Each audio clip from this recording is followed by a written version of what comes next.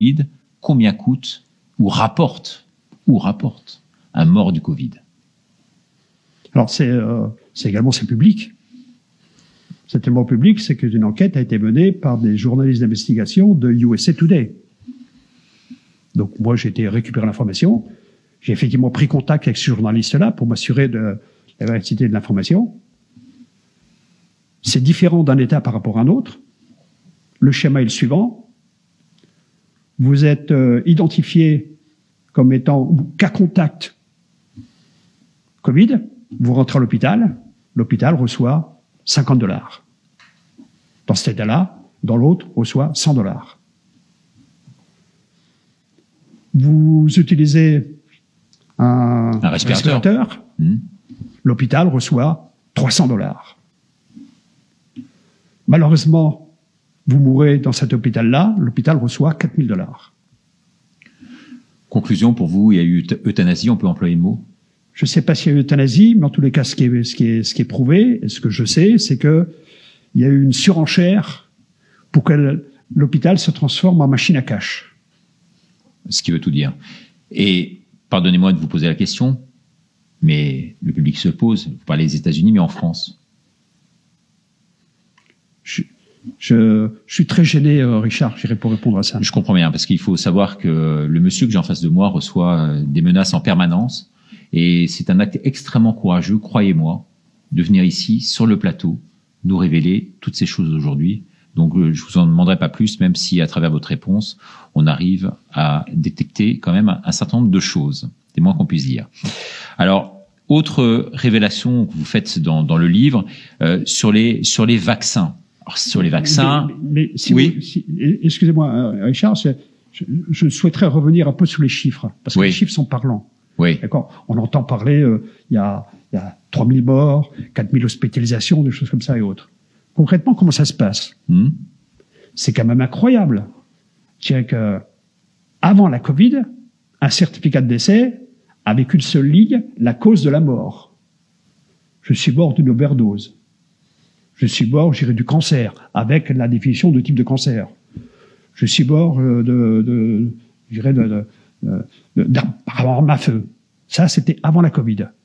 Ils ont changé, le libellé. Après la Covid, avec les directives de l'OMS, on a rajouté une ligne. On a dit, t'es mort d'une overdose et tu avais la Covid. On est mort avec. Forcément. Mais on est mort de l'overdose. Et tu es mort effectivement de la Covid, et c'est marqué. Et la totalité de ces chiffres-là, c'est que vous soyez mort avec d'une overdose, avec la Covid ou pas, c'est totalisé dans le nombre de morts. C'est ça.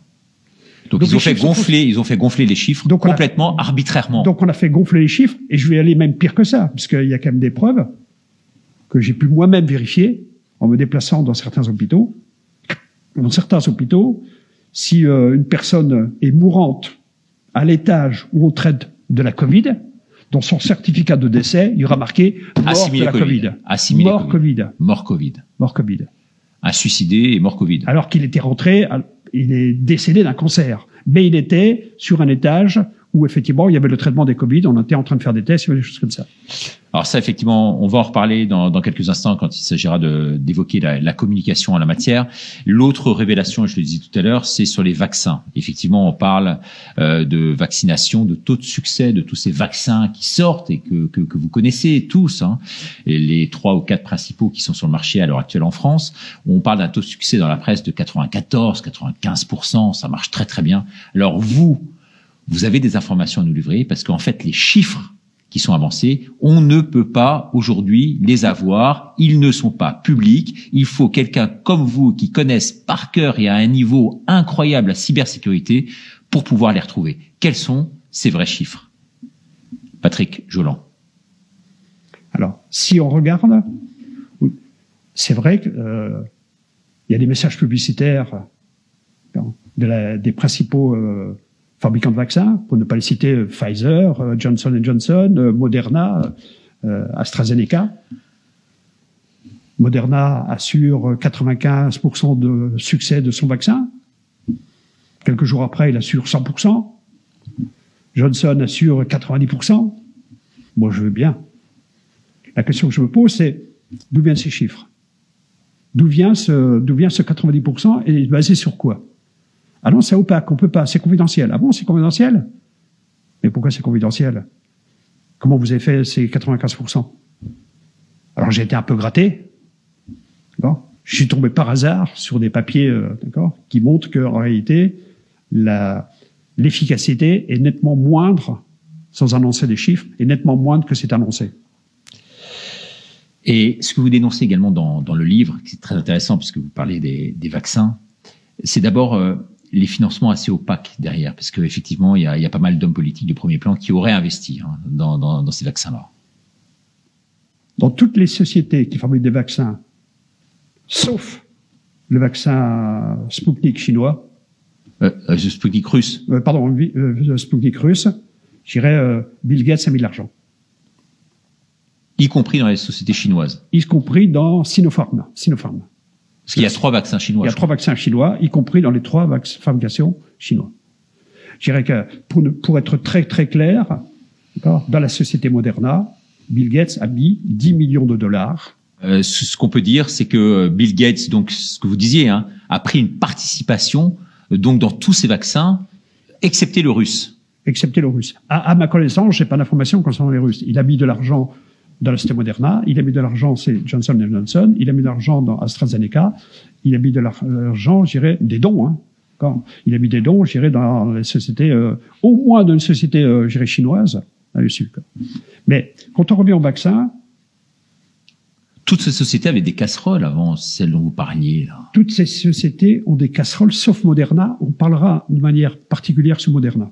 Alors, toutes les sociétés ont des casseroles. Si vous me posez la question, Richard, pourquoi tu ne te fais pas vacciner, Patrick? Premièrement, c'est des sociétés, ce sont les seules sociétés qui fabriquent des produits sur lesquels elles ne sont pas responsables. Je me fais vacciner, j'ai un problème, je vais voir qui? Pas eux. Ils ne sont pas responsables. Je vais voir la communauté européenne qui, eux, va me rembourser. Pourquoi je ne me fais pas vacciner? Quand je regarde toutes les casseroles qui traînent... Il y a les assurances aussi. Les assurances, elles ne remboursent pas. Et les assurances vont me dire, écoutez, on a du mal à vous faire rembourser sur un vaccin qui est en test. On en parlera, les vaccins sont en test. Phase 2, et pas phase 3. Phase 2, une partie de la phase 2. La phase 2 sous Pfizer se termine en juillet 2021. On n'est pas encore en juillet 2021 qu'à la fin de la phase 2. Mais ça, c'est sur le site internet de la société, je n'invente rien. Et vous parliez de Moderna, là. Alors, au niveau de Moderna, il faut peut-être faire c'est une très belle société. Dirigée par un Français. Dirigée par un Français, qui a fait l'école centrale, je dirais, de Paris. D'accord. Qui fait partie de la liste des milliardaires. Alors, la société Moderna, d'ailleurs, le nom Moderna vient de quoi? Moderniser, le RNA veut dire moderniser l'ARN. Je veux moderniser l'ARN. D'accord? D'où vient le nom? C'est toujours important de regarder un petit peu l'étymologie des noms. Moderna a été créé en 2010. Il n'avait aucune antériorité dans ce milieu-là.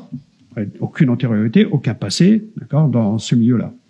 En 2018, ils ont déposé un dossier pour rentrer à la bourse de New York.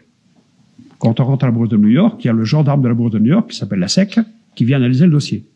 C'était refusé.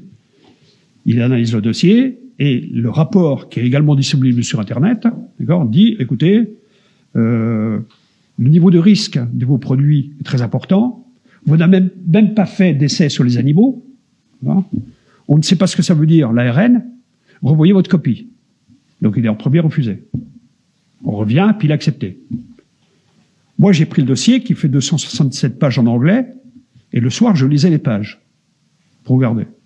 Et je suis tombé sur une page où Moderna, en 2018, a des partenariats privilégiés avec une société qui s'appelle AstraZeneca. Alors, j'ai dit, mais comment ça, ils travaillent ensemble?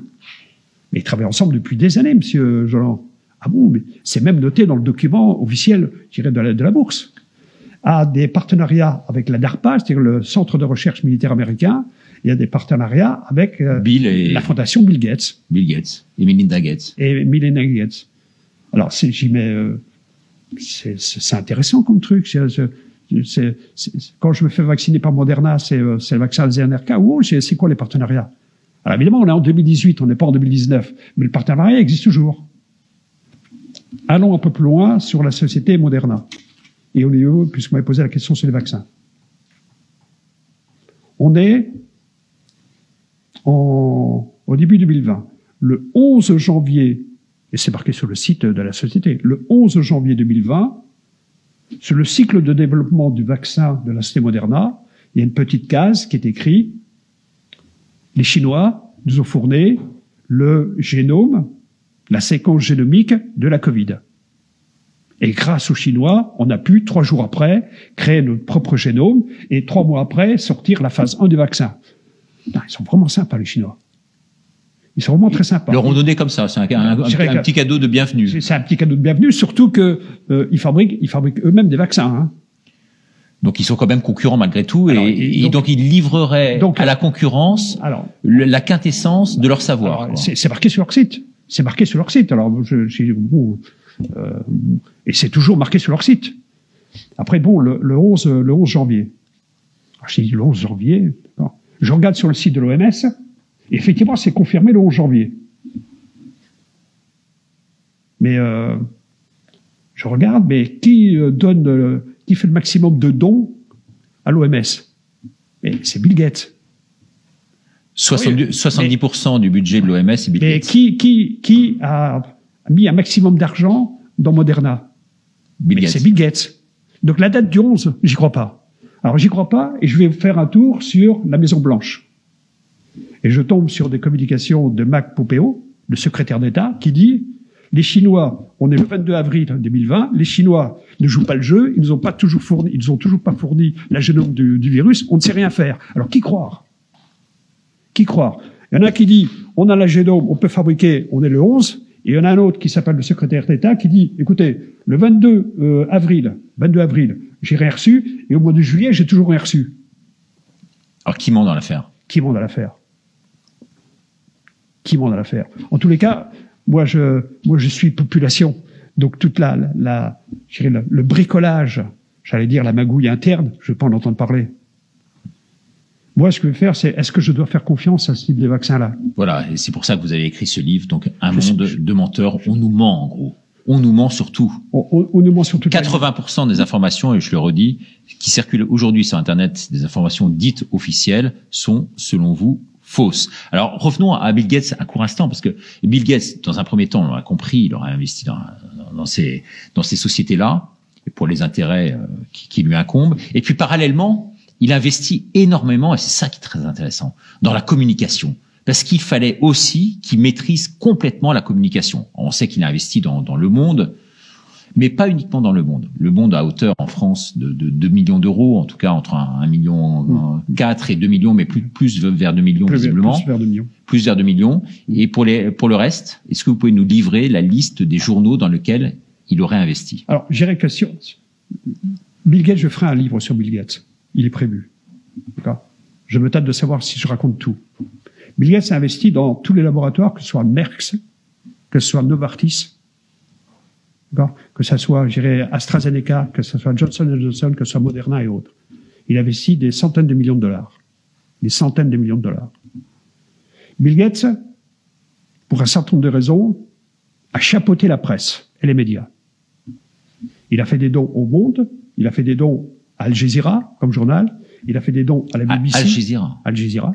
Il a fait des dons à la BBC. D'accord. Il a fait des dons, je dirais, Guardian, je crois. The Guardian, d'accord. Il a fait des dons à l'école de journalisme européenne.